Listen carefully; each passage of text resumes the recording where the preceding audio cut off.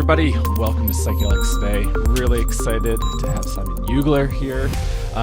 Simon has a book coming out. It's called Psychedelics the Soul, Mythic Guide to Psychedelic Healing, Depth Psychology, and Cultural Repair. And that's going to be put out by North Atlantic Books, and that's coming out in the fall of 2024. Simon, welcome to Psychedelics Today. So excited to have you here. Thanks so much, Kyle. Yeah, happy to be here. So a little bit of a backstory.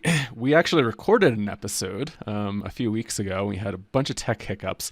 As soon as we were chatting about the archetype of Mercury, the Trickster, and it seemed like Mercury invoked showed something. up. We invoked something. And now we're recording this in the midst of Mercury retrograde. So we'll see how Mercury shows up this time around. It might actually be more fortunate that way because it means that we have kind of a closer access to Mercury himself, right? Yeah. I guess on this topic, well, let's have you introduce yourself a little bit to the guests. So yeah, just tell us a little bit about yourself and what you're up to. Yeah, absolutely.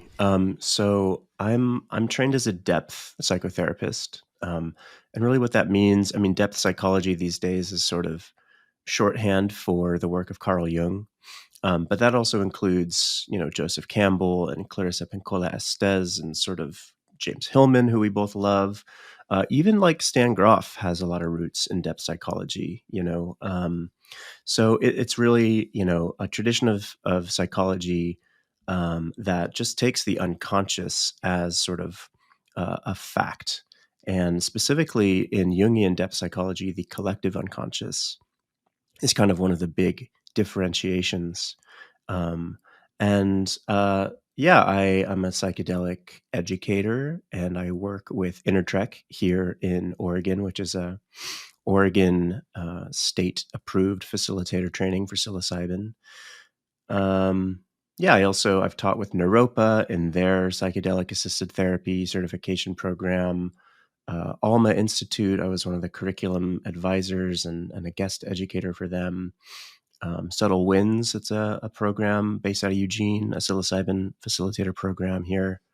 And honestly, I'm blanking on the others, but there's a few other programs I've done some lectures for. And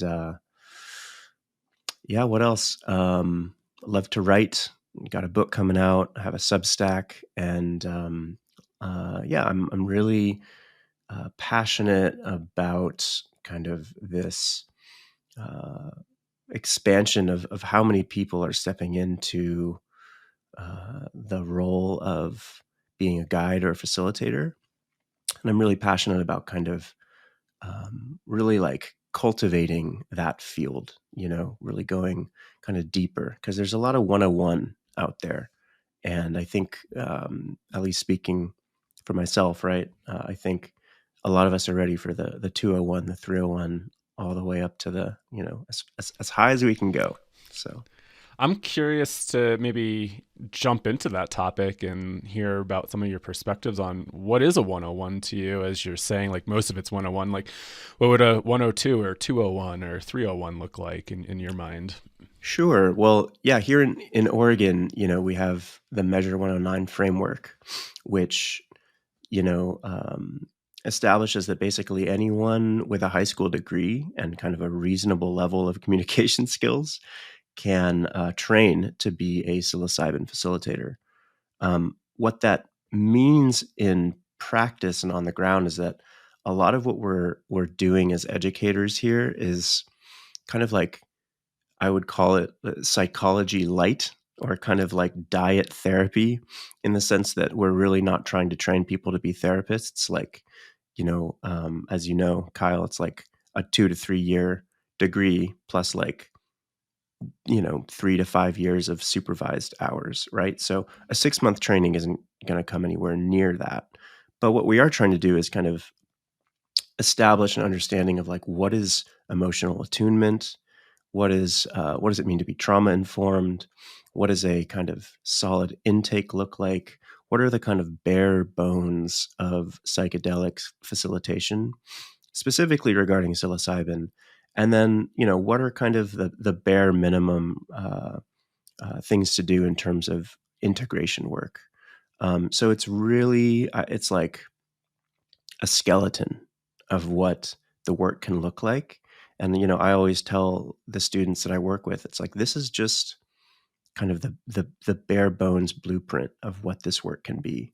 It doesn't mean you have to do it this way. You can add anything you like on top of this skeleton, but that's kind of the 101. The 201 or the 301, etc. I think we're all kind of curious to see what that's going to be. For me, that looks like depth psychology and bringing in kind of these more archetypal Jungian ideas, right?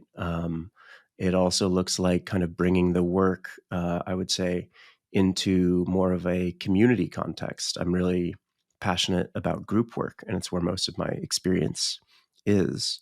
And I'm also passionate about myth and kind of trying to weave in these mythic or archetypal threads to someone's understanding as a facilitator, to be able to kind of see what someone is carrying, what their client is maybe carrying or processing through on a kind of archetypal level.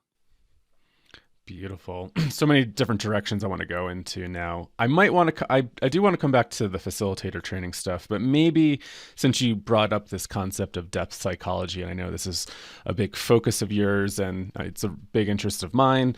And I think we've probably talked about a lot of depth oriented stuff on the podcast. And you've actually, I think, written a blog for us, an article on depth psychology.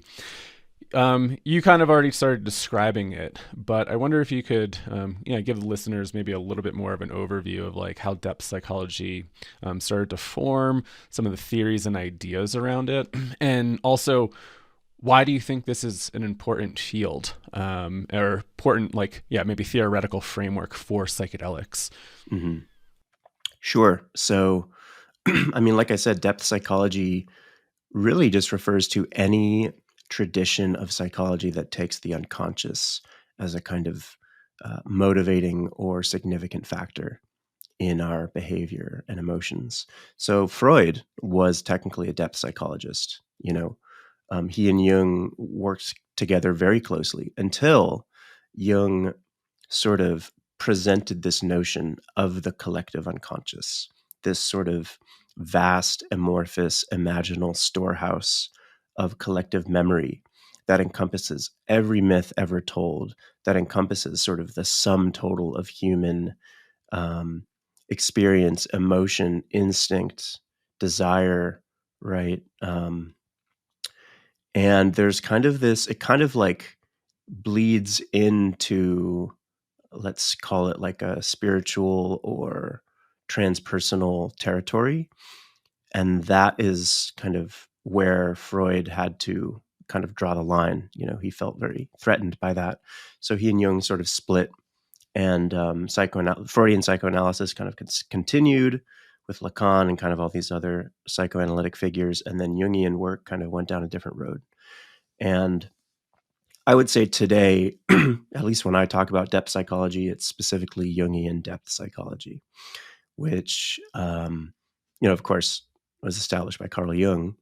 And really it's again, taking the unconscious psyche as a foundational factor in our work, right? And that can be anything from someone's sort of personal unconscious, which includes like someone's personal shadow, their repressed memories, repressed material. Maybe, traditionally the shadow is sort of this idea of everything that like doesn't neatly conform to your idea of who you are. And I often like to say that the shadow is a place, not a thing. And it's sort of a region of the psyche that we cannot see and yet emerges, right?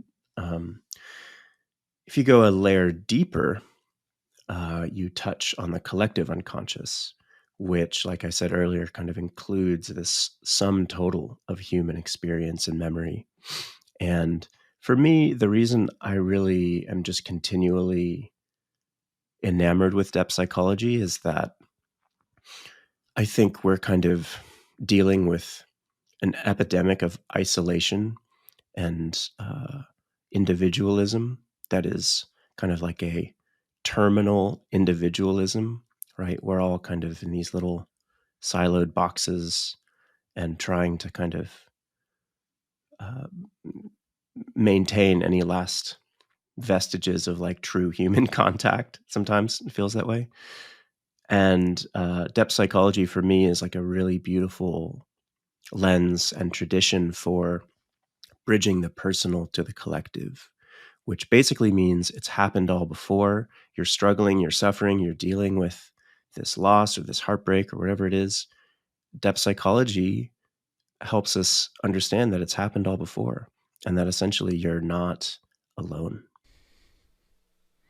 Love it. Thank you. You bring up like this epidemic of isolation and individualism. I mean, the first thing that popped in my head was Jung's theory on individuation. And, does he necessarily focus on the individual, or is there a collective theme within individuation from like a Jungian perspective? I mean, we could sort of take the hero's journey route of things, right? Like you got to go through some sort of trial or journey and kind of come out the other side more of yourself, right? This idea of initiation. And I'm very passionate about the idea of initiation. I focused my master's thesis on masculinity and psychedelics and initiation. So it's definitely something very near and dear to my heart. But I would say, at least here in the US, we're really good at kind of the first half. If you picture that kind of classic hero's journey image, right, of the little walking person and there's like the kind of circle with all the stages, we're really good at that first half, going down into the abyss, going into the ordeal. We're good at taking psychedelics, right? Where we struggle and what we're kind of scrambling to figure out, I think, is that second half, that return, and I think this idea of individuation really clicked for me when I read something that Jung wrote about how true individuation doesn't kind of pull you deeper into yourself. It actually brings you more out into the world. It's like a pathway of deeper engagement with the wider world and stepping into your community, stepping into your vocation, through that kind of, let's call it an inward journey, right? But the goal is to kind of plug back in to the human and planetary and ecological community. Yeah. I feel like with psychedelics, a lot of folks feel like they touch on a sense of purpose. They get their quote unquote downloads or transmissions, as some people like to describe them, which can really inform them on how they want to show up and maybe give back to society in a way.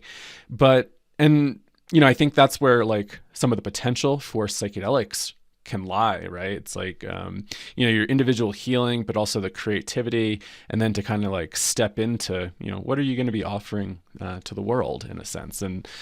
But do you see like folks in the psychedelic world getting caught up in this kind of individuation process and not come back to the return, getting more focused on the experience and wanting to keep returning? Because once you said, we have a really hard time with the return, it got me thinking about some of my earlier experiences, my near-death experiences. There was this sense of, I don't want to return, right? I kind of want to stay there.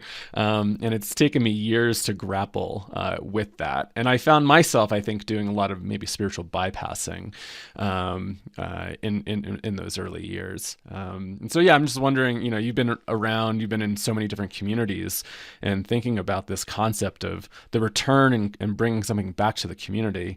Do some of us really kind of get caught up in all the light shows? I would guess so. Interestingly, the last psilocybin session I facilitated, my client at some point was saying, I don't want to go back. I don't want to go back. And we've kind of returned to that again and again. And of course, there's like layers of metaphor and meaning in that statement. But yeah, it's tempting to not want to go back. Yeah. And I would say that's not an individual failing. It's because for many people, there's nowhere to go back to Right. on a kind of mythic, spiritual level. Um, we're kind of living in this sort of age of again, yeah, hyper individualism and kind of getting more and more fractured, essentially. And I think it's also very tragic and strange, and also kind of like hermetically perfect that we have more communication and more quote unquote interconnection than we've ever had before as a species, and yet we're dealing with this what's called epidemic of isolation, right? Hmm. Yeah, it's fascinating, right? It seems like the more connected we become, maybe the more isolated we become as well, in a weird way. Um, yeah, I don't know. I just even think about like the way we communicate on socials. Like, I think people live for the comments sections most of the time, but like, it's just interesting to see human interaction within there. It's like people are putting themselves out there in really interesting ways and wanting to like express themselves, and just the amount of either hate or opinions and stuff like that. I think it can really draw people back inward a bit more. It's like, Yeah. why share anything in a sense? Because, it's just a toxic pit sometimes, depending on where you're hanging out on the internet. Tell me about it. Yeah. Yeah, I mean, it's interesting from a sort of mythopoetic perspective, right? All of these comments that, occur on someone's social media post, or even just thinking about like text messages and the level of communication we have, right? Um, so there's a greater potential for communication, but that also means there's an even greater potential for miscommunication. And I like to think that it's like every comment that we sort of put out to the ethers, right? Everything that we're trying to communicate, um, every text message, every social media post, whatever it is, it's like the trickster gods are watching Mm. and smiling and dancing and sometimes making a complete mess of things. And I think about this Nigerian writer and incredible human being, Bayo Akamolafe, who says, that the trickster is sort of the god of the cracks. And here we have all these kind of different cracks emerging both within people and kind of between people, right? And that's kind of where these trickster beings live and emerge, So of course, social media would be like, have just like rampant miscommunication and misunderstandings because um, I don't know about you, but like I'm not like burning an offering to Hermes every day to like pray for clear communication, and yet we're communicating more than we ever have. Yeah, yeah. I also think about communication burnout too. Something that keeps coming up is like the amount of relationships we all have to like maintain in some degree. And thinking Hmm. about what is that Dunbar's number? It's like, you can really only keep like 150. 150. Yeah. And how many connections do we all have nowadays? And trying to keep up with all that. I know sometimes I'm like, whoa, like I can't even keep up. And sometimes I feel bad because, like text messages with like friends sometimes fall behind, and I'm Oh, like, I know. is this normal? I'm like, I used to be so on top of it, but it feels like as things have gotten so amplified over the years and the way that we've been communicating, yeah, it's a lot to really manage. Yeah. Yeah. And this, again, it feels almost like um, a classic myth of like, be careful what you wish for, Mm, you know, which is again a trickster story. yeah, the archetype of the trickster. Do you know any of the stories around the trickster? A few. A few. Yeah. Do you want to maybe share some, if you have permission, or you? Sure. I mean, I'm not going to tell the whole story, but in my book, I for the chapter on the trickster, I tell the birth of Hermes, which is a really fascinating myth, about kind of the birth of the trickster in Greek mythology. Um, and there's, this really interesting interplay between Apollo and Hermes, and they're brothers, but they don't know it. And I often like to think about psychedelics as kind of like crystallizations of trickster energy, because you never know what you're going to get. You never Oh, know what's yeah. going to happen. You never know how a certain journey is going to go. So they're just like imbued with trickster, and there's this this interaction, multiple interactions in the myth between Hermes and Apollo. And Apollo is kind of the god of prophecy, of far-sightedness, right? Of sort of this like immaculate logic. And I feel Apollo is like very aligned with science, and also sort of like sleek boardrooms and venture capital, and kind of these like entities that want to like project how things are going to go. Not inherently bad, just a vibe.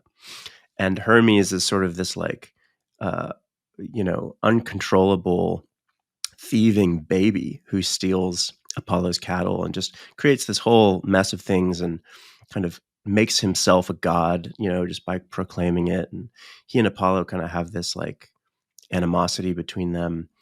And eventually kind of Apollo like picks up baby Hermes and is going to like scold him. And then Hermes shits on his hand. And I often think about this story specifically in the context of psychedelics, because, we're witnessing this kind of like rapid emergence of, let's call it like the psychedelic industrial complex, or kind of medicalization, and venture capital moving into this space, which are all kind of this like Apollo energy. And yet, psychedelics will not be controlled. Hermes will not be sort of wrangled and scolded by this like sort of older brother energy, even though it's powerful, right? It's Mm-hmm. powerful. It's needed. It's good in some ways, and yet it doesn't work. It doesn't work on Hermes. Hermes gets around it every time. And a simpler way of saying this is like, when I was a kid, I was obsessed with the Alien movies. The moral of the story in every one is the alien always gets out. That's it. The alien always gets out. You can't control a force of nature. And so, that's the story that feels most relevant as I kind of sit with where we are currently in kind of this psychedelic landscape, right? Is like uh, Apollonian archetypes and energies wanting to sort of control, predict, measure, invest, right? Forecast, whatever, synthesize. And yet these beings are playing by a different set of rules. Yeah, and just to also think about just how uncontrollable nature is. I think humans, for however long we've been around, right, like have been trying to dominate and control nature. And yeah, I actually wrote this paper during my undergrad when I was taking this class on narrative medicine, but it was all about the trickster and the internet and psychedelics, and Whoa. how, the internet and, as we're talking about like social communication and psychedelics, these really disruptive kind of technologies. And I kind of leaned on the story of Coyote stealing fire and strapping it to his tail, and fire burning down the hills, and, I think it's just such a great story to share. Like, we think we can have control over some of these things, but what happens when it gets released? They have a life of their own. And I think that's an important message to think about. But, you said you used this term talking about like the archetypes and the trickster as beings. So how do you kind of conceptualize archetypes? Are they kind of living beings? Are they a force of nature? Are they just something that lives in the mind? I know Hillman actually talks about them as kind of real in how they show up, but I'm wondering how you kind of conceptualize archetypes and the way you think about it. Yeah, I mean, I think invoking Hillman is sort of the perfect move here. Yeah. He referred to archetypes as just styles of being. They're styles of being, how you move through the world, right? I think Jung would say that like the archetypes are always there. They're always out there, and it's when they get kind of like too close to human orbit that things get a little crazy. But it's an idea that kind of goes all the way back to like super ancient Greek philosophy, pre-Socratic philosophy, Platonic philosophy. They kind of have these ideas of these like primordial forms, and Jung kind of took that and ran with it. But I really do kind of love Hillman's perspective on archetypes, and that like the archetype, at least in kind of traditional depth psychology, right? It's like an archetype is sort of just a pure energy that flows through what's called a complex. And I often like to think of like the complex as the riverbank, and the archetype as the water flowing in the river. And it's like a kind of a classic psychological like trope, right? Like, oh, I have a such and such complex. I have a martyr complex. I have a this complex. And Hillman would say that we don't have complexes. Complexes have us. But to answer your question, Kyle, I don't know. That's why I love myth, because they offer ancient windows into these sort of archetypal energies, personified. That's the key word, personified into the gods. And the gods, especially, that's one of the like most, I would say, interesting things about some of these like super complex mythological systems, is that the gods are just kind of playing out human impulses and human failures and human desires and human shadow, right? Mm-hmm. So they're not these separate things like out there. They are all living here inside. Yeah, beautifully put. So thinking about how, like, I guess I want to talk about like the intersection between archetypes, the mythopoetic, and psychedelics, and how do they really intersect and why it's important, but also kind of thinking about this perspective in which we live in this scientific kind of Newtonian Cartesian paradigm. And, I feel like modern psychology has been very kind of like behavioral, right? And even thinking about how psychedelics are kind of being pitched at times, right? Like we talk about behavior changes, we talk about like that kind of healing aspect, but there are folks that have these really deep archetypal experiences where certain archetypal themes show up. Sometimes people feel like they're possessed by that energy.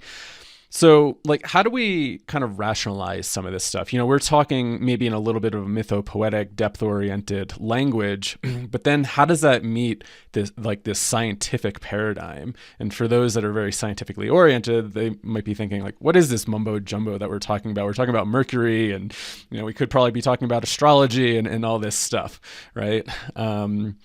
So yeah, I don't know, any perspectives on how you kind of approach this and why Totally. This is an important topic for psychedelic experiences. Yeah, well, I should really just get out my rose water and my pendulum to kind of determine how to answer the question, if I'm going to do this right. But yeah, it's a good question, Kyle. I mean, look, here's one kind of avenue of answering that and thinking about this, right? Is psychedelics don't cause specific things to happen in the psyche. There's sort of, some predictable parameters of what's going to happen, whatever. But the actual content of the journey, especially the emotional content, the psychological content, that is a complete mystery. I've never heard a scientific prediction of kind of what is going to emerge in someone's phenomenological, emotional, felt experience during any journey, right? And so that to me is sort of the key here in understanding this sort of juxtaposition of a sort of scientific material reductionist paradigm versus, let's call it a whatever, psychological, mythopoetic, phenomenological paradigm. I think the key is that like psychedelics are non-specific amplifiers. You know, they're going to amplify what's already there, and I don't think there's any kind of scientific, rational explanation that I'm aware of that can sort of summarize and distill how this works. We could go down the default mode network route, which is also sort of a contested theory, right? And say that they kind of take us on like our psychological back roads, which is a beautiful metaphor. I use it a lot. You know, we could say that it kind of, actually, this is a Jungian term. Jung wrote this about psychedelics. Interestingly, it's sort of this is a major tangent, but it's an interesting, psychedelics are a really interesting little kind of feral wild animal for the Jungian community. Jung, it's unclear if he ever took psychedelics. Apparently Aldous Huxley gave him mescaline once. So in his writing, he referred to all psychedelics as, quote, mescaline, which is hilarious. But, you know, he just said that they lower the threshold of the unconscious. So they kind of just like, you know, open the aperture, so to speak. But what comes through, I think that will always remain a mystery.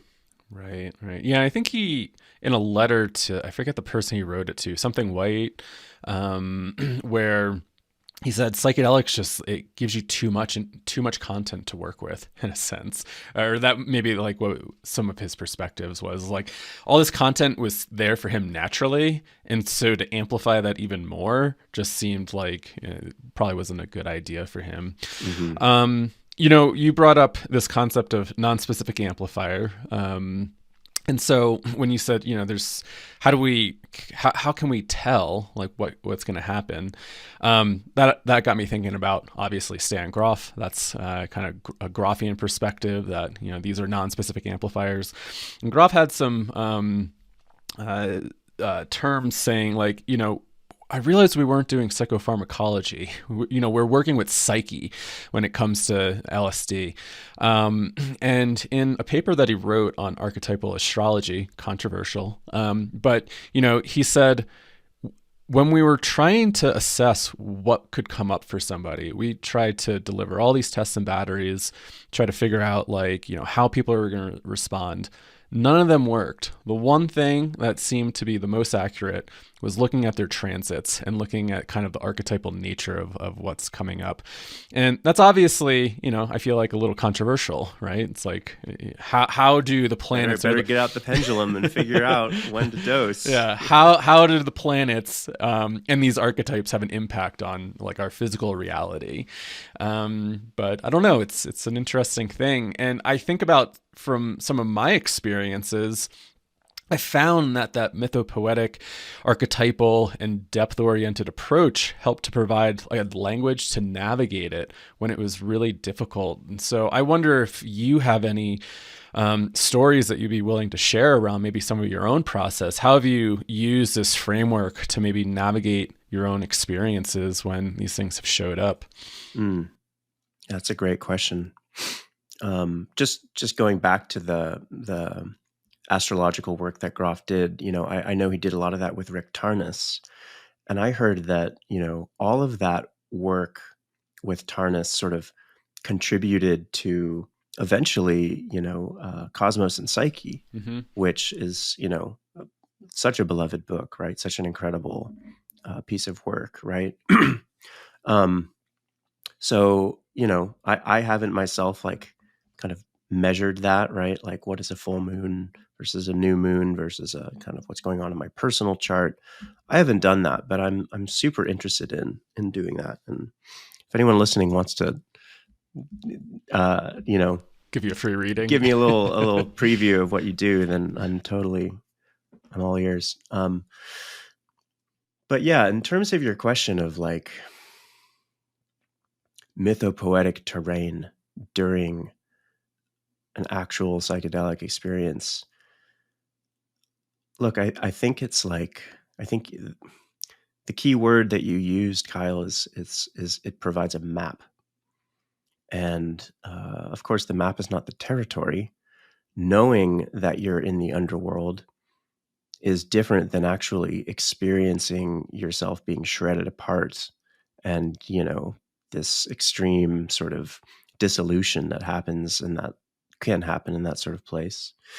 But having that kind of awareness, keeping that like observer present, it's interesting, right? I've worked with people all the way up to like near 20 grams of psilocybin. Wow.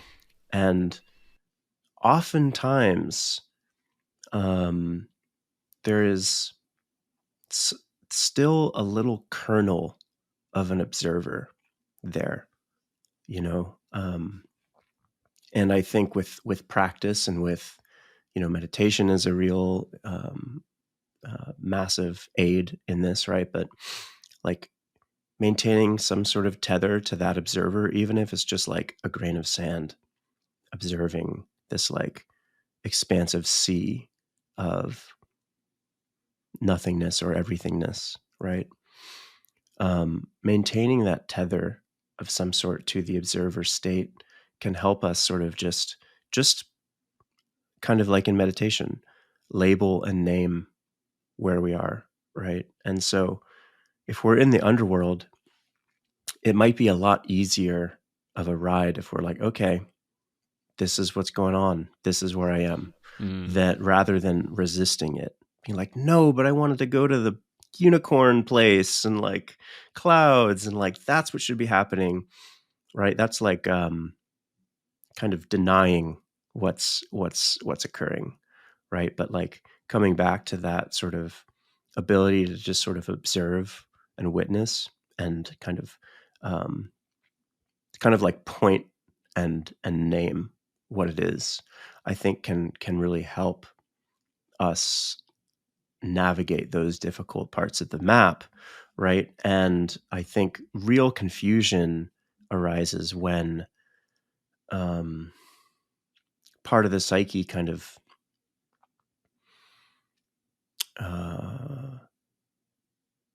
can't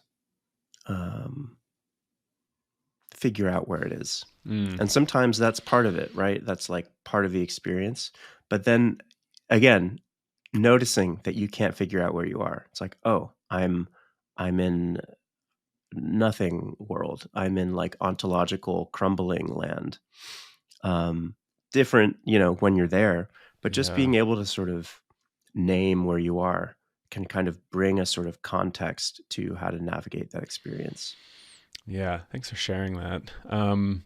I think about, it's a different map, but like the Grothian perinatal matrices. And this BPM2 will sometimes come up for me. And so that's like a very heavy kind of Saturnian type of experience. Walls are closing in. It just feels like there's no escape. There's hell. Feels like you can go crazy during that time. And when sometimes that shows up, I'm like, I'm so glad I have this map and this language to navigate it. And, maybe we don't need to necessarily say that it's quote unquote concrete and real. It's a very real experience while you're in it, right? But, it's stuff that we can't scientifically measure, but it's really helpful to have that map and territory. I think it's saved me a few times being like, oh, I know this is like part of a narrative. I know that other people have probably been here before, and other people have navigated this and almost provided like a little GPS of like, okay, like I can maybe follow this direction. I can go here. I can go there without feeling like this is totally absurd and insane. Absolutely. Yeah. And even, I mean, here's like a quick little story for you. Like this past winter solstice, I usually like to do sort of a personal journey on the winter solstice. And I really, really needed it this year. I was so burnt out, so exhausted. Talk about like communication fatigue. I was done. I couldn't respond to text messages. It was just, I really needed to go inward. And I went to a little cabin, in the forest outside of town, on some land owned by some friends, and took 7 grams of really strong mushrooms that I had taken before, and that I had microdoses of that made it like hard to walk. Right. And, did this whole ritual and, all the things and the offerings and the permission and all of it, right? Hour goes by, 2 hours go by, 3 hours go by, 5 hours go by, and nothing happens. And I've worked with this before with clients, but it's never happened to me. Right. And it fucked me up. It was a challenging situation to sit with, kind of being told no. I'm still figuring it out, but what I did sort of come back to and sort of sit with the whole time of like, okay, these, again, tricksters in the room, right? You think it's going to go one way, it's going to go the complete other way, so it doesn't mean that the experience was like, not impactful in terms of like, I was very impacted, and it was hard to process that, to be like, wow, am I broken? Have I disrespected the medicine in some way?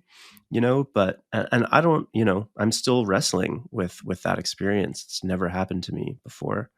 But what I do know is that like, it just confirmed beyond a doubt, right? That these medicines are tricksters. Yeah. And everything we think we know about them and our kind of like grip on them, forget it. That's wild. I know you said you're still working through it. You mind if I ask any questions around that experience? Sure, please. Maybe we'll figure something out together. I don't know. So just thinking about, this non-responsive experience, I know a lot of people can really struggle with that, right? And as you said, am I broken? Like, did I fail here? But I also am hearing you say that the trickster is showing up. So, like, are you working with that trickster archetype? And like, if so, like, how do you actually work with that archetype? And so maybe not thinking so much about the psychedelic experience not happening, but really starting to think about like, why is the trickster showing up right now? Like, what is it having to teach me or tell me? And are you working with it in that way? Or have you thought about that? I'm continuing to think about it. I mean, one thing I do know is that tricksters throughout myth, wherever you go in the world, they create through destruction. They teach through foolishness. They succeed through failure. It's all this sort of backdoor heyoka stuff that's like, oh, you think it's going to be this super serious sacred ceremony? Like, forget it. I'm going to like kick over the altar and like poop in the middle of the field, like, it's turning our like fixed kind of human notions of like sacredness and protocol and acceptability on its head, right? So, I'm still like wrestling with the lesson, the tangible lesson. But I think it's, I guess where I'm at with it, Kyle, is like, it was just a deeper invitation to sort of get more curious about this particular energy of the trickster. And because of that, because I was able to kind of feel like, all right, this is what's going on. Trickster's here. It helped me not spin out. It helped me kind of like Yeah. stay with it because I had that map, as you said, or I had that sort of archetypal frame to the experience, even though it was like really not what I was needing. Oh, well, that's interesting to think about, like what you didn't need, like Right. going into it, like According to me and my ego, it's not yeah, what I needed. yeah, right. Like, what do you think you needed? And I'm hearing, oh, I was completely burnt out, not texting friends back. And I think if a trickster showed up, and I'm just like kind of tapping into my own trickster kind of archetype, it's like, show you don't need anything, right? Like maybe you just need a break. You don't need to do any inner work. You just need to completely reset. And Yeah, who knows? Who knows? yeah, it's so interesting. Like, and I'm sorry that happened because it sounded like it was also kind of I'm glad it challenging. happened. I thought it was fascinating. Yeah. Yeah. Because I know those can be really difficult. And as you said, like, thankfully you had a map and it helped you not spin out. Because I know those types of experiences can really spin people out when they're really seeking. Like they need that Yes. reset, they need that healing. Especially if they've paid like $2,500 and flown to a different country. Yeah. Like, yeah. Speaking from experience, that can be, hard to hold space for and hard to kind of, like tell someone that there's a reason behind it, right? Like I've had that happen with clients Right. I've worked with outside of the country. It's like, oh no, there's a reason that you spent $3,000 and whatever to like come here and sit on the beach all day and not have anything happen. That's wild. And have you heard some of the reasoning behind like the facilitator of like why they're saying that? I what's coming up is just one particular person I worked with who it was his second retreat actually, and I just remember him like sort of writhing on the ground on I think 17 or 18 grams, just sort of like bemoaning the fact that the mushrooms had abandoned him and like forsaken him, and it's like, why me? Why don't I get to have this?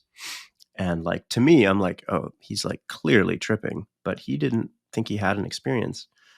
Um, I won't go into kind of like what we unpacked in the Yeah. integration with him, but like he got in touch with me like a month or two later and was like, "Hey, I just want to let you know I'm back home. I did like a little personal ceremony. I had my girlfriend sit for me, and I get it, man. And you know what? All those experiences back in Jamaica, like I knew that why they needed to happen now. Yeah.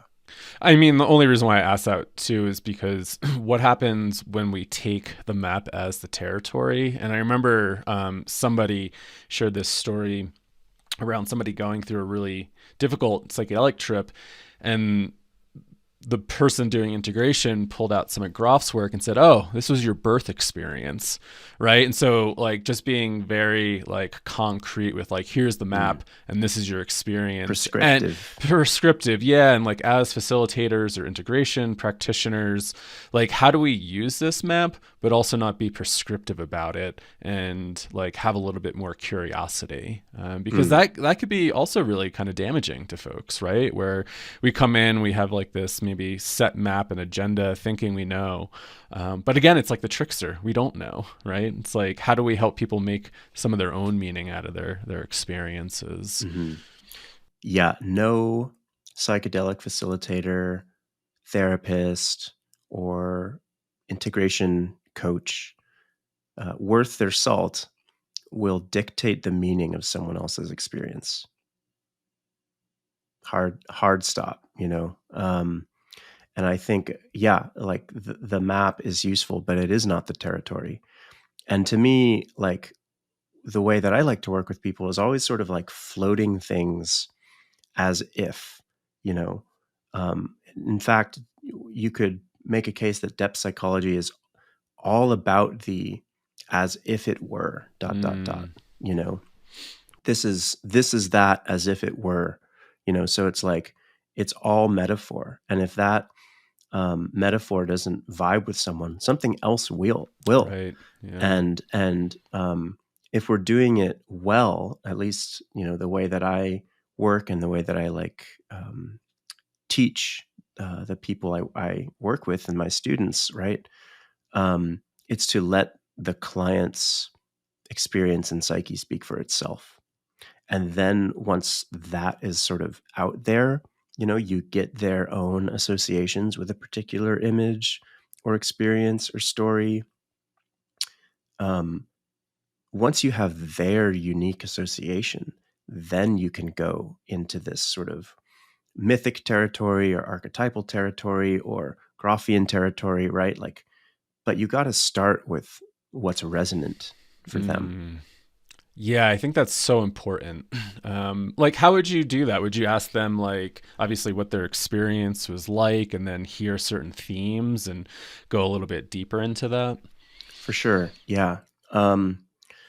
One of the things I teach and write about in my book is what I call the Mythopoetic integration method. And it's really simple. It's there's 5 steps.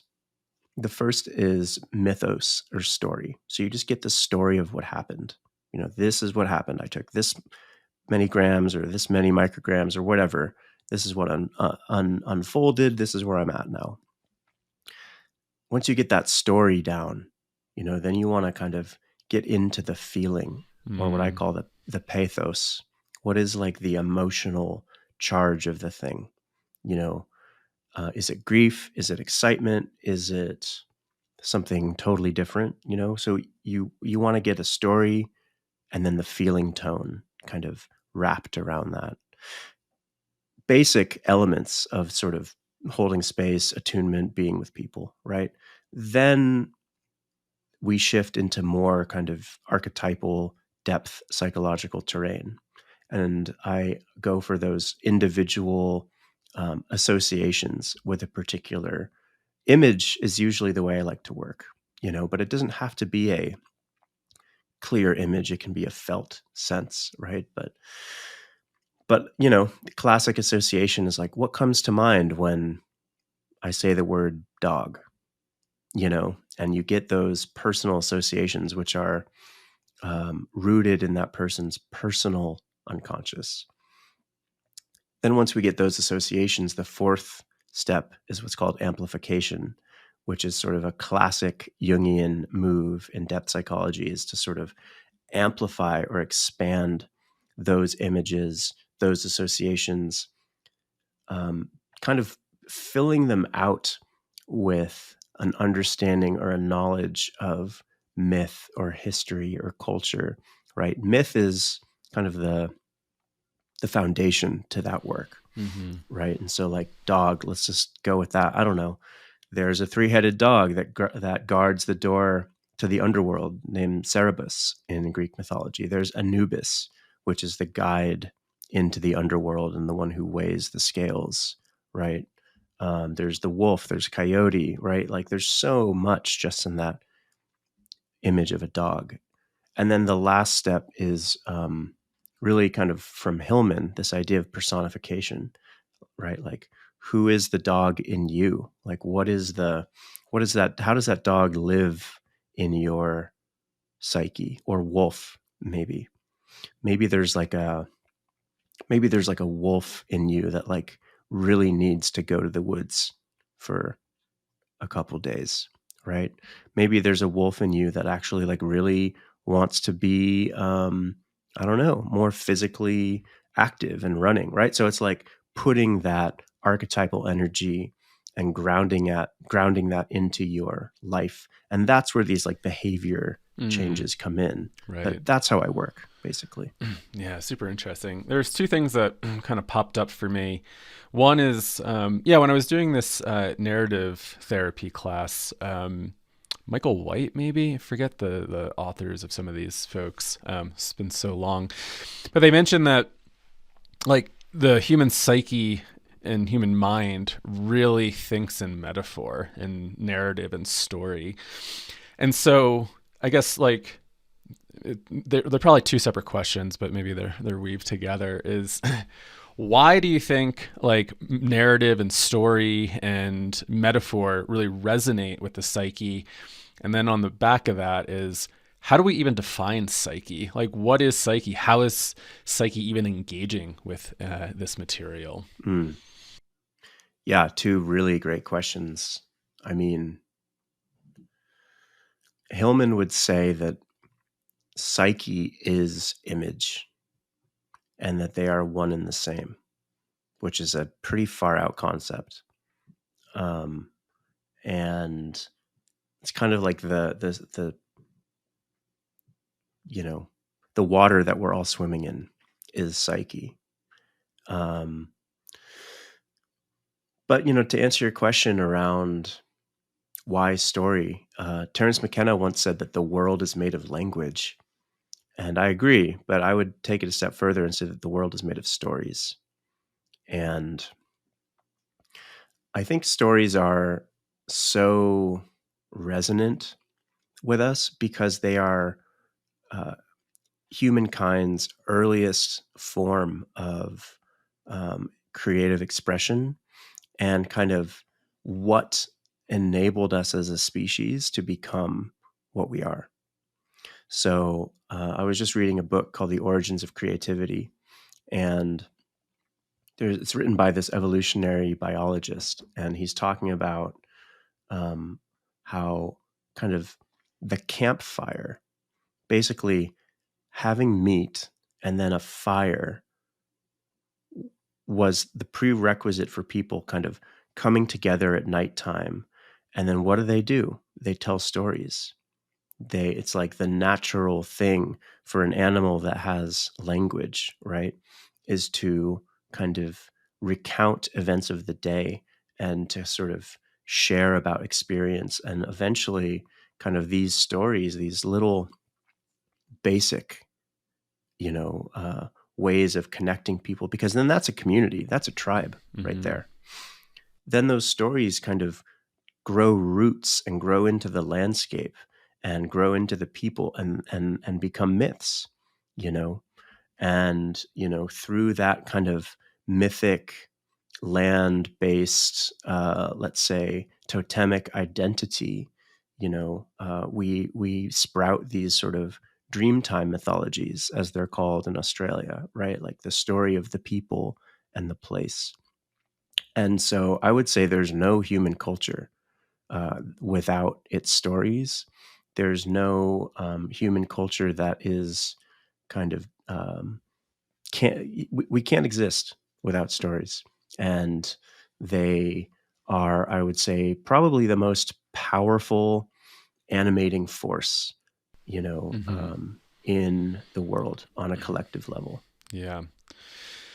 Yeah, obviously we're coming back to communication and, language. I mean, obviously this is how we communicate. And I think part of like that question was coming from, there's different ways to tell stories. And there's different ways to like share ideas. Like I could be very literal, right? And just say, today I walked down the street and, it might be a pretty boring story, but and I've noticed this too, like in psychedelic experiences or breathwork experiences, it's the ones that feel more kind of mythic or archetypal that resonate a lot more. And those are the ones with maybe having a confrontation with an archetypal energy versus just a literal story of like watching myself do something that might feel a little bit more monotonous or biographical, or maybe even thinking about dreams, for example. You could have a dream about work, but you wake up and you go, okay, I feel stressed. But it's sometimes those really strange ones that captivate your attention more.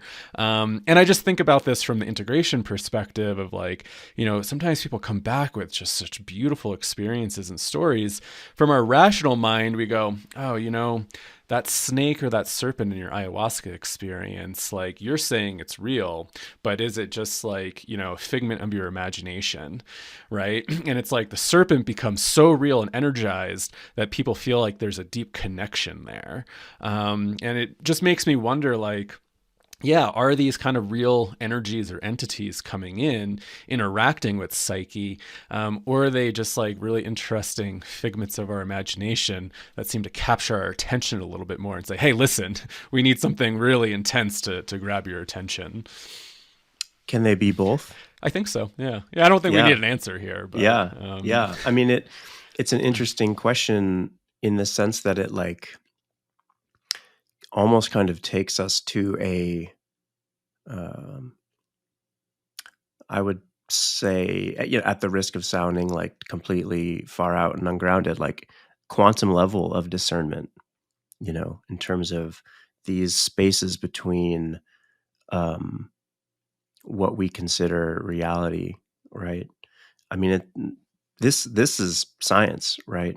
Is that a particle or a wave will shift depending on how we observe it, right? So, is it a particle or is it a wave? I don't know. Is it a archetypal mythopoetic emanation of the unconscious, or is it a expression of your own repressed material, brought about by a bunch of alkaloids and molecules in your brain?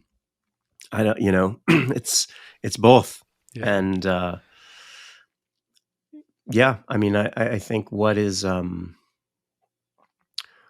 interesting is what we do with it, Right. you know? Mm-hmm. Yeah.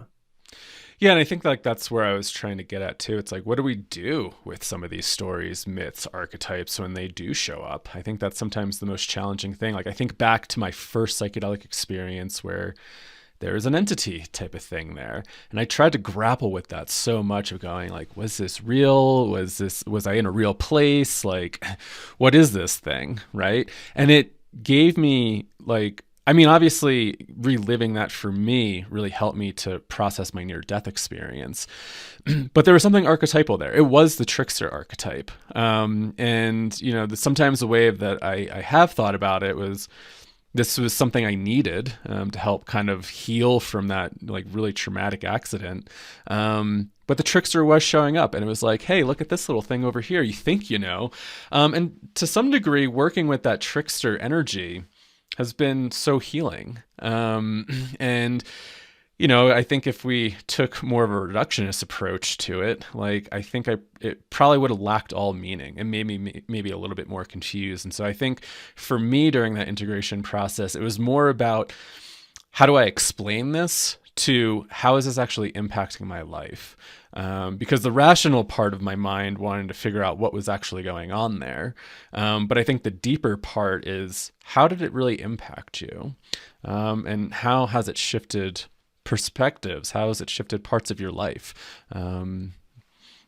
You were given a glimpse of the other world, and left to sort of compose your life in the wake of that, right? And kind of, I think there's this sense of like once you're given a glimpse, you can't unsee. Yeah, no. So then begins the difficult work of integrating that experience, and yeah, we're talking about like, what is the other world, right? What is this sort of realm beyond rationality, and I would say that is the archetypal realm. We don't know what happens after we die, right? We have experiences like yours that offer us glimpses into that great beyond, and I think that's what some of the greatest myths and most kind of mysterious teachings out there sort of speak to, are these little glimpses into that sort of starry realm that we can never articulate. Right. It keeps me asking more questions, like no definitive answers. And it's like, once you think you got it all figured out, you realize nothing to figure out. It's constantly in process and flux, and it's always ever evolving and changing, which, it's what keeps life interesting, I think. Yeah. And I think there's a lot of medicine in that, because once we figure something out, it's done. Once we are kind of clearly able to sort of put something in a box or a cage, it kind of ceases to grow. It sort of ceases to be a kind of evolving, emergent creature, even if it's just an idea, right? And just kind of going back to that question you asked a few minutes ago of like, is it an entity, or is it like a psychological construct, or is it like a, molecular situation going on in your brain? It's all of them and none. Mm. And I work a lot with IFS, or internal family systems therapy. And, we work a lot with parts in that style of therapy, this part, that part. And, there's this question of like, oh, well, is it a part, or is it an archetype, or is it an entity? And like, to me, it doesn't really matter.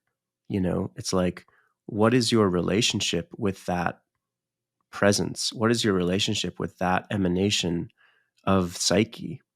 And what is that asking of you? Rather than sort of trying to like cram it into a little cage where we can Right. like prod it and measure it and like hook some electrodes up to its head. Let's just like follow it and see where it goes in the forest. The day we can hook electrodes up to our internal parts or the self-transforming machine elves, I'm going to be very excited to know what type of technologies we have. Maybe it's already happening. Maybe we're the machine elves, Kyle. We are all stuck inside of DMTX somewhere. Yeah. And we're all just in this crazy trip. Oh boy. Well, I see that we're at an hour, and I'm really thankful that Mercury and the Trickster have treated us decently this time around and didn't have all these tech hiccups. This was a fun conversation, Simon. I really appreciate your time. And, I think this is important. One of the reasons why Joe and I started Psychedelics Today was to bring more of the transpersonal, Groffian, breathwork oriented work into this space. Because obviously way back when, back in the early 2000s, 10s, it was very kind of science oriented, and which made sense. We needed to have the deep science to get us where we're at today. But, as culture starts to integrate psychedelics, and as Groff would say, these technologies of the sacred into our lives, whether that's breathwork, meditation, psychedelics, like different yoga traditions that could foster, deep transformation, maybe spiritual emergencies, people are confronted with these archetypal realms, these kind of depth-oriented worlds. And I think it is a very important map to have, to help people navigate, to help create a little bit of meaning, right? I'm just thinking about, again, from my own perspective, I'd be so lost, I think, without some of these. Like, to really think about the really intense experiences that I've been through, I'm like, I would probably still be swimming in the deep ends without some sort of map. And so, I just appreciate these conversations. And I know sometimes these conversations might be like, what the hell are they talking about? Like the Mythopoetic, the archetypes, or saying that they might be real, they're everything. How do we engage with it? But, I think they are important. And so I would love to maybe just like close out hearing some of your perspectives on, why you believe this is an important kind of perspective, language, framework as the psychedelic field continues to grow and evolve and become more integrated into our culture. Mm-hmm. Yeah. Yeah. Thanks for asking that. It's interesting that psychedelics are often defined as mind manifesting, that word, right? And psyche doesn't mean mind, it means soul. Yeah. So psychedelics are medicines and substances that reveal the soul. And I think even to sort of invoke the soul, to acknowledge that there's something in there or out there or down there, is a challenge to the ego and a challenge to let's call it the march of a kind of materialist lens of reality that wants to deny the soul. And I think there's a argument to be made that like all of the collective crises that we're facing right now, whether if it's genocide and war or climate change and planetary destruction, are all based in a denial of the soul. Yeah. Because if the soul exists and is imbued into all creation and all life, then you're really going to have to question what you're doing, you know? And so to me, anything that kind of brings us closer to this notion of the soul, which is an amorphous and immeasurable and irrational idea, brings us kind of, let's say, closer to that starry realm beyond, you know. And it's a doorway into a space that transcends, you know, our understanding of reality, transcends our ego, transcends our rigid definitions of how things are and should be, you know, and challenges us to kind of let go of what we know. And I think if more people were in touch with their soul and the soul of the world, right? So many of these tragedies and catastrophes wouldn't be happening. Soul of the world. I love that. I just think about like the bifurcation of nature and how we felt maybe so separate of it, and maybe don't see the magic all the time because we've, you know, somewhat dominated it. And just thinking about us not being in touch with soul, and where we started this whole conversation around individuation and isolation, and you know, yeah, how many of us might not feel in touch with our soul? And I know soul is maybe a loaded term for a lot of folks, right? I know Hillman kind of differentiates a little bit between soul and spirit, to try to take a little bit of that load off that word. But yeah, I think like if we are able to touch in a little bit more, and feel that connectedness with one another and the earth, and each other, like, yeah, would we be living a little bit differently? Yeah, it's a beautiful way to end. So thank you for your perspectives there, Simon. Where can people follow your work, and how can people stay up to date with what you're up to, when your book is going to be released in the fall, if they want to read more? Sure. Yeah, thanks. You can go to my website, simonyugler.com. And I would say the best way to stay in touch is just get on my email list. You'll get a little free kind of video demo of this mythopoetic integration method that I was talking about. You'll also be able to get kind of the first pre-order opportunity for my book when that is an option in a few months here. Another great way to stay in touch is Substack. So just simonyugler.substack.com, and Instagram. Yeah, you can find me on Instagram at Depth Medicine. Amazing. Well, Simon, thank you so much again. Really appreciate it. Hope everybody enjoyed, and we'll catch everybody on the next episode. Take care.